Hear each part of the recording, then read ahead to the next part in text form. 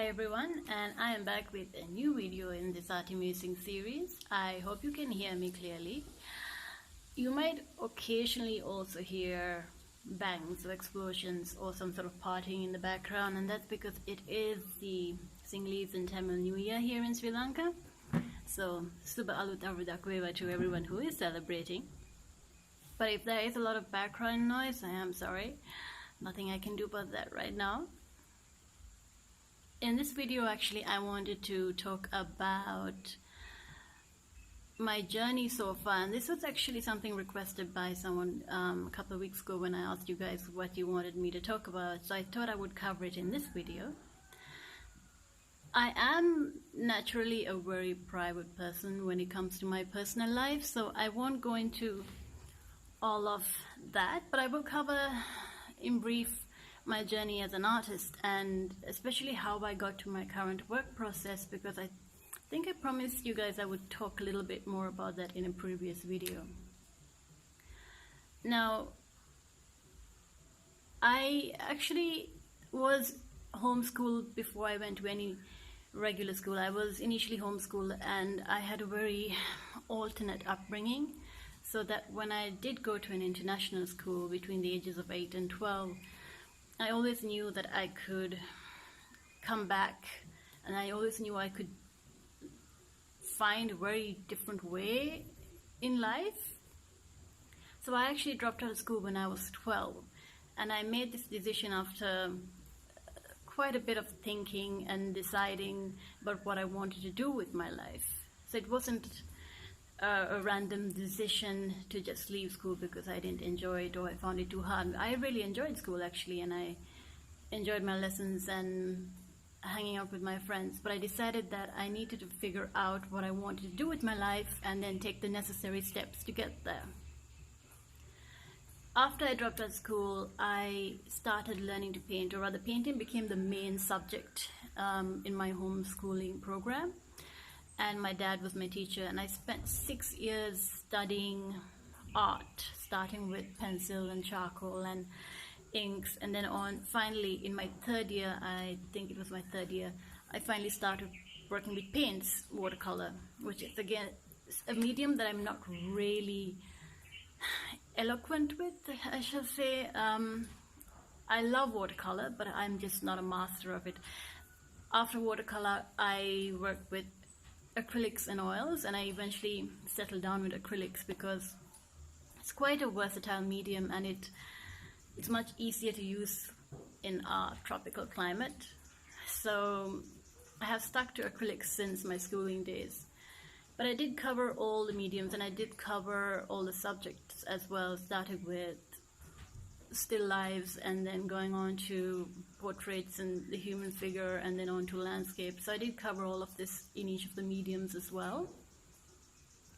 And that gave me an initial grounding so that I had a foundation to then explore on my own. And over the last few years, really, I have not just been trying to develop a style. I think style comes naturally as a byproduct of you trying to find meaning in your own work.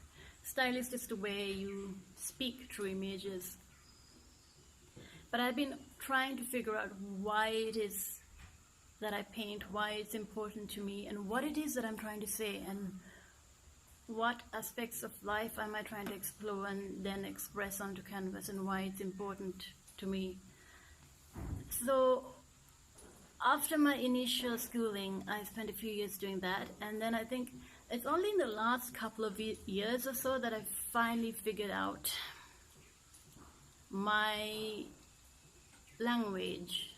I mean, I've always known that it was going to be, well, not always known, but eventually I stepped into fantasy, and I loved fantasy, and I've explained why in previous videos. I had that liberation to really just explore any topic, any concept, and push the boundaries of how I express that through objects in the painting. But it's in the last couple of years I feel like I've finally found my feet. I know my path, but I can take my own steps now, and I can develop my own imagery to be as congruent as possible with the message behind, or the concept that I'm trying to put out.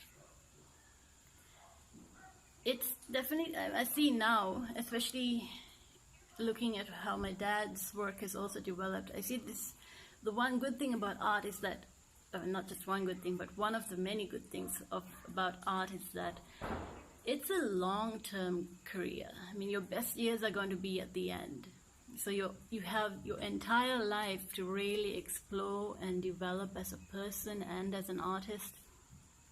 And you're thinking long-term. You know, it's not like you are, say, a sports person when you will peak probably at the height of your physical prowess, and then of course you have to retire. With painting, it's you think in terms of the decades ahead of you. And because of that, you suddenly realize that you're not trying to, or at least I realized that I'm not trying to push myself as an artist. I'm really trying to explore life and discover the meaning behind, and that will then show in my work. But I need time for that. I need to allow time to carve me out and to show me the lessons in life. And this then becomes, it's represented in my work. Now, as a young artist, I actually struggled to come up with images and to figure out what I was going to paint, because you spend so much time practicing, and this is important, technique, and you work so much on the surface stuff, how to apply paint, what kind of brushwork works for different subjects, that you focus so much on the surface that you forget that, or rather you don't discover right away that the surface is not what matters.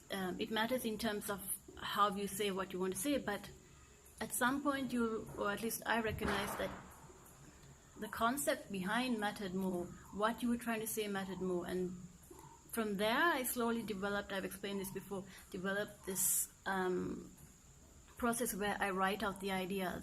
This way, because there is meaning behind, it's much easier to come up with images that will then convey those meanings. And like I said, it's important to have that meaning. For example, if there's something, if I'm painting and then there is a part of the canvas that I feel like it needs another object, or it needs to be refined or adjusted, I won't just add another object or change it. I will take a step back and I will discuss with myself what can add to the current concept that we are exploring in that painting. Because if I just add a random object, it's not part of the overall idea behind that painting.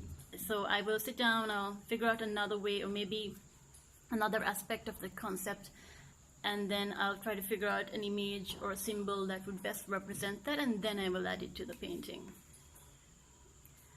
And it is easy to doubt yourself when you are a young artist and you feel like you cannot come up with images, but take the time to figure out what kind of process works for you. Now, I like to take an intellectual process where I'm writing a lot, but perhaps you prefer taking yourself to a state of high sensitivity. Maybe you need to go to emotional experiences, whatever it is. Maybe it's listening to music puts you in an emotional space.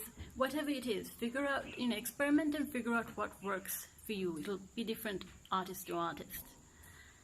And I think that pretty much covers everything I want to talk about. Like I said, when you're young, you think the image comes first, but at some point you will discover that it's actually the concept that comes first and the image is secondary to that.